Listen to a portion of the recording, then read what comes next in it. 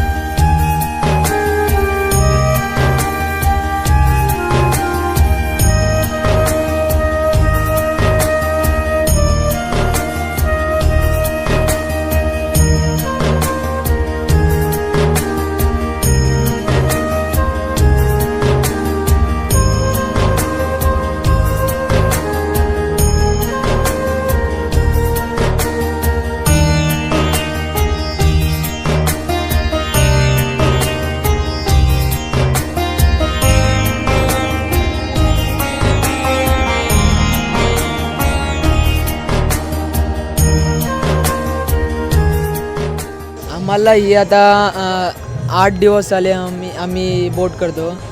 रात्र मारून मी होडी तयार केली आहे. आमच्या होडीमध्ये 17 ते 18 याच्या आत मुलं आहेत. आम्ही 5-6 जण काम करतो. पुढे असा केदारनाथ कसं दाखवलं आहे. पुढे शंकर आहे, पाठीमागे लिंग आहे, त्याच्यावर आम्ही नाग दाखवला आहे. वरती केदारनाथाचं देऊळ दाखवलं आहे आणि मध्ये देऊळ दाखवलं आहे.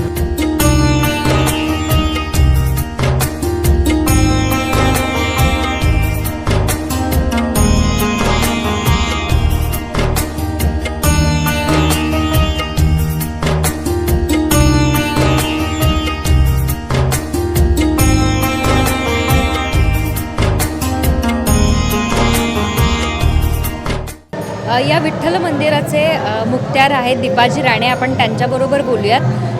सर, काय सांगाल, आज जो दीपोत्सव आहे तो इकडे मोठ्या उत्साहात सेलिब्रेट केला जातो आणि बरीचशी म्हणजे हजारोच्या संख्येनं इकडे गर्दी आहे. तर नेमकं कसं आयोजन असतं, नेमकं काय काय इकडे आज होतंय?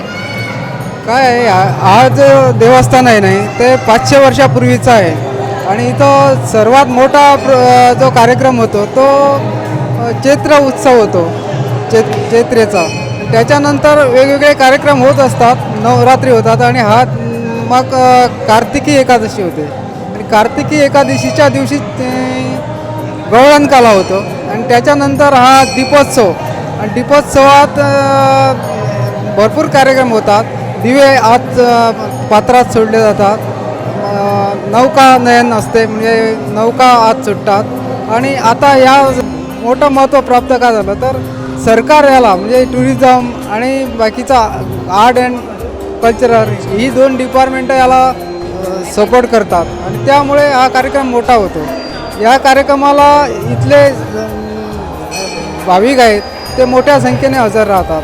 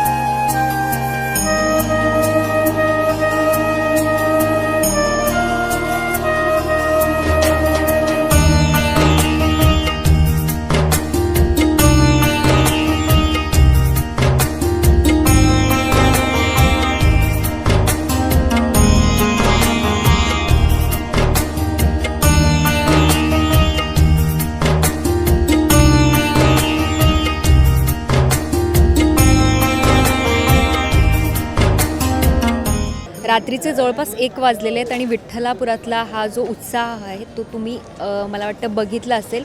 एकंदरीत या उत्साहामध्ये ज्या बोटी होत्या नौकानयनासाठी स्पर्धेमध्ये ज्या सहभागी झाल्या होत्या त्या जवळपास 30हून अधिक होत्या आणि अगदी अबालवृद्धांपासून सगळे या नौका विहाराचा आनंद घेण्यासाठी या वाळवंटी नदीच्या किनारी आपल्याला पाहायला मिळाले. वाळवंटी नदीच्या किनारी त्रिपुरारी पौर्णिमेनिमित्त हा उत्सव साजरा करण्यात आला आणि एकूणच हा जो महल आहे तो आम्ही तुम्हाला गोमंतकच्या माध्यमातून दाखवला. कॅमेरा पर्सन राज बोरभाटकरसह मी संघवी राजवर्धन, साखळी, गोवा.